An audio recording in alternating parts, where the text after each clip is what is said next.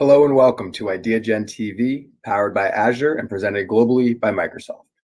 Next up, we have Annette Franqui, Chair of the AARP Board of Directors, with her power talk on coming together in the face of crisis. Annette, welcome.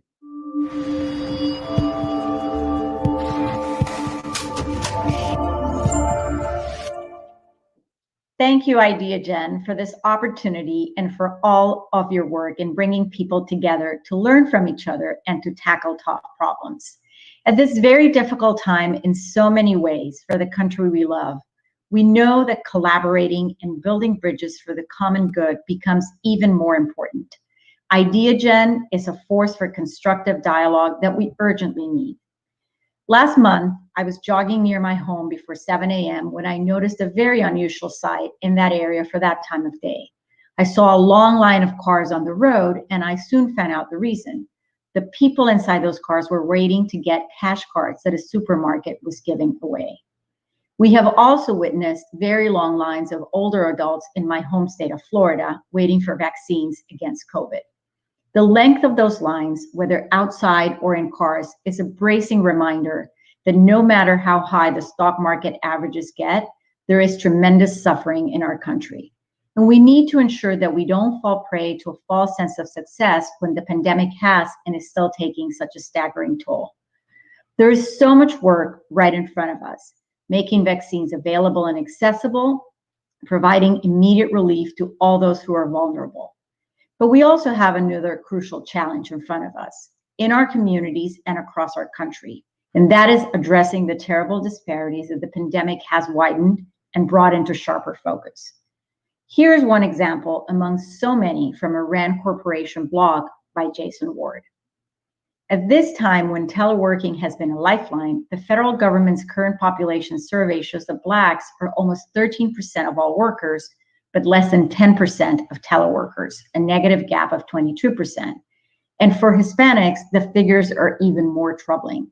Hispanics comprise 16% of all workers, but only 9.5% of teleworkers, a negative gap of 40%. At AARP, we are helping people meet their basic needs at this time of tremendous hardship. In legislation that Congress passed late last month, we advocated successfully for more funding for vaccines, treatment and testing, SNAP food assistance, food banks, and for direct stimulus payments, as well as for the Low-Income Energy Assistance Program. Our charitable affiliate, AARP Foundation, is helping connect renters and homeowners to assistance that can help them prevent eviction or foreclosure. And through AARP Community Connections, we are offering ways for people to find help or give help during the pandemic. We are also addressing the glaring disparities that COVID-19 has illuminated, disparities that are evident in lives cut short and livelihoods lost, deeply troubling disparities that will still be in front of us when the pandemic is behind us.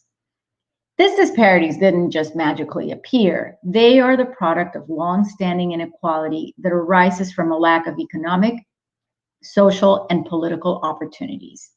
And we cannot simply catalog these gaps. We have to try to close them.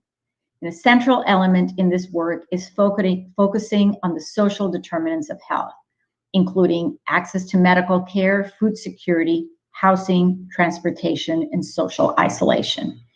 We also need to tackle disparities at a very early age, as we do through AARP Foundation, where older adults tutor children in grades K-3 who are struggling to read. As individuals, as communities, and as a nation, we need to tap into reservoirs of resilience that will help us cope with and then recover from this pandemic.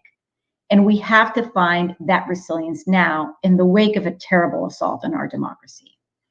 The storming of the Capitol was horrifying, but it was also clarifying. It reminds us of our reverence for the symbols of democracy, but also of the shared values and the sense of common purpose that are the heartbeat of a democratic system. It reminds us that solving the tough problems we confront will require passion and compassion. Compassion for the people waiting for cash cards or going to food banks, for compassion for all of those who are grieving and all of those who are hurting, physically, emotionally, and financially.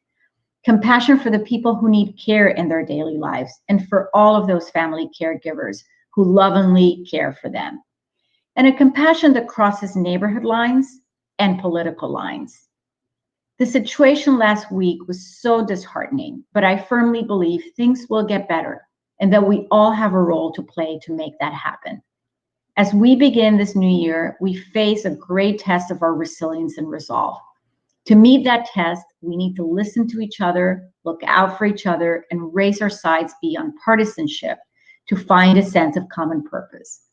The pain and loss from the pandemic for almost a year so far, and now the searing images from the Capitol have struck us in unimaginable ways.